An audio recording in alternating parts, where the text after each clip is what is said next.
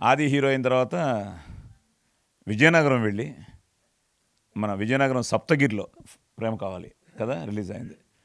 అక్కడ అమ్మవారి పైడితల్లమ్మ అమ్మవారి దర్శనం చేసుకుని విజయనగరం థియేటర్లో ఫస్ట్ డే చూసి ఆ రియాక్షన్ చూసి ఆయన నాకు ఫోన్ చేయడం ఇంకా it's a great feeling.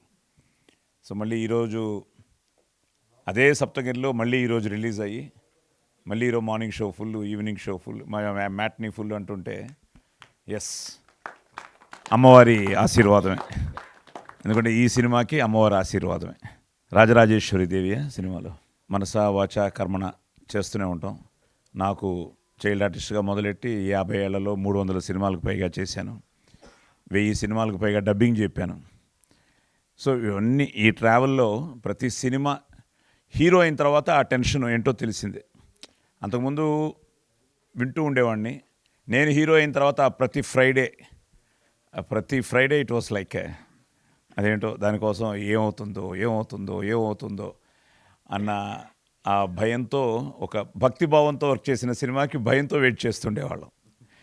So Housefull అన్న ఒక్క ఇది అబ్బో it has gives so much of strength అనమాట.